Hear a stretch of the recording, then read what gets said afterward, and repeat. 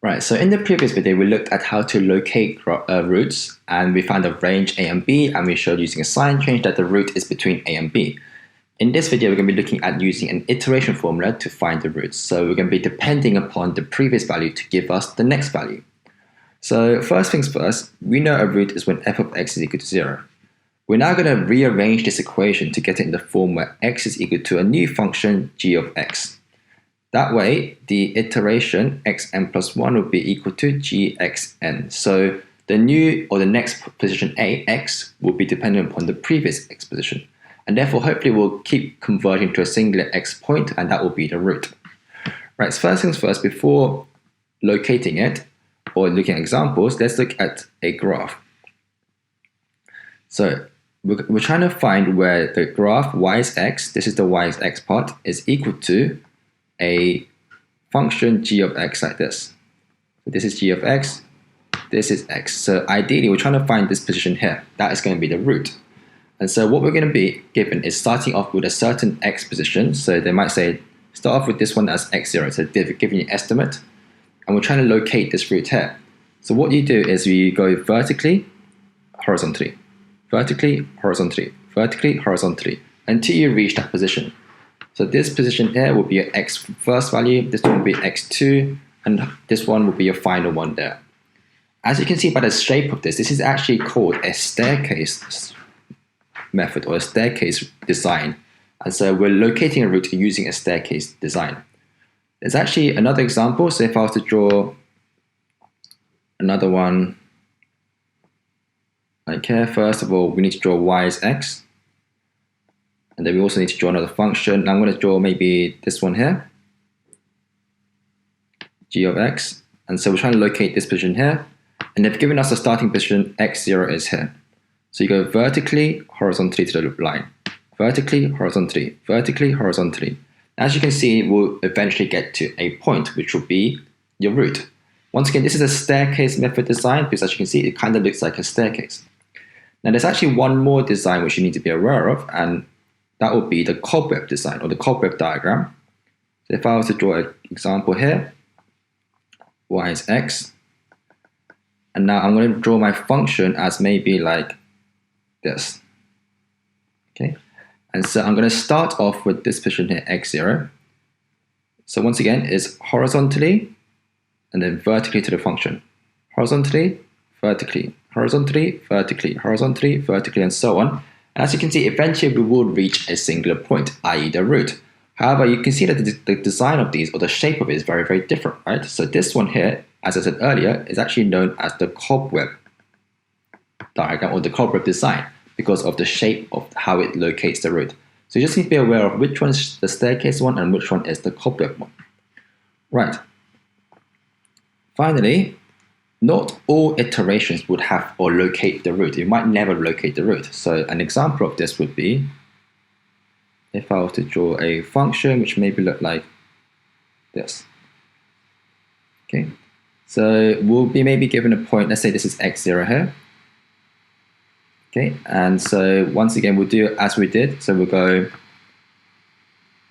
horizontally, vertically, horizontally, vertically, horizontally. And as you can see, it's getting further and further away from this position here. That's the position we're trying to find. So what we can say here is this is actually diverging away from a point. And if it is diverging away, then we'll never ever locate the root. So this is not a solution. However, if I was asked to maybe start off at this position here, x0 is here, you can see that eventually it would locate the root in the staircase method, right? So the starting position of the x0 is actually very, very important.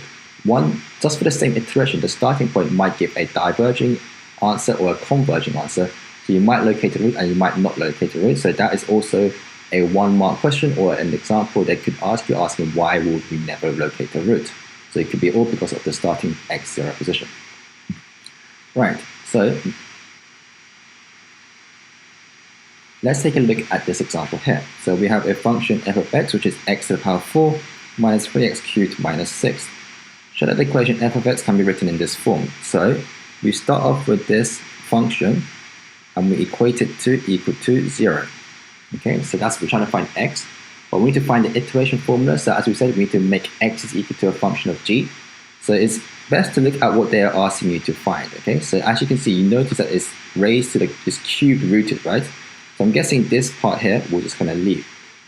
So what can we do? We can say 3x cubed, leave that here, is equal to x to the power 4 minus 6.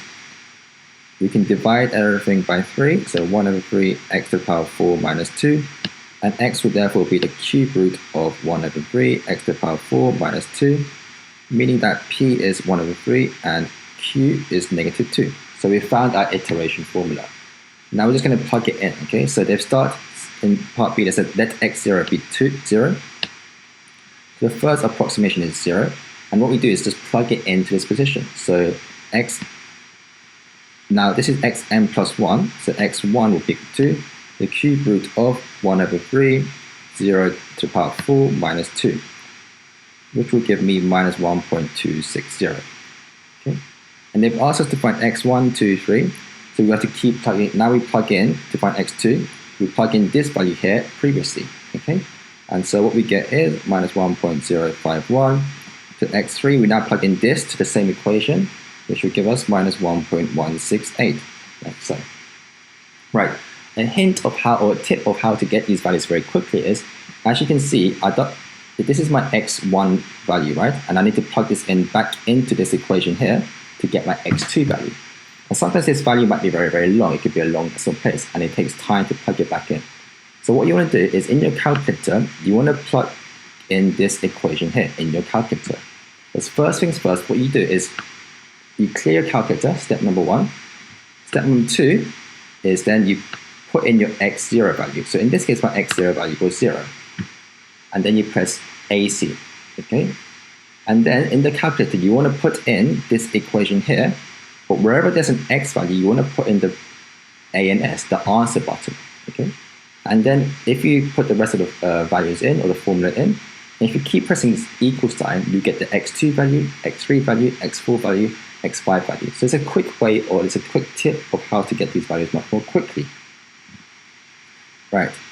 And then finally, in part C, it says, by choosing a suitable interval, prove that alpha is minus 1.32 to 3 decimal places. So this is an example of the previous video where we had to round it to 3 decimal places. So if alpha is equal to, if they said that alpha is equal to minus 1.132, then we would plug in f of minus 1.1315 and f of minus 1.1325, like this.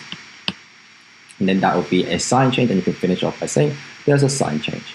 So this is the iteration one. It's just maybe be aware of the designs. It's a cobweb or a staircase, and using a calculator to find your answers much more quickly.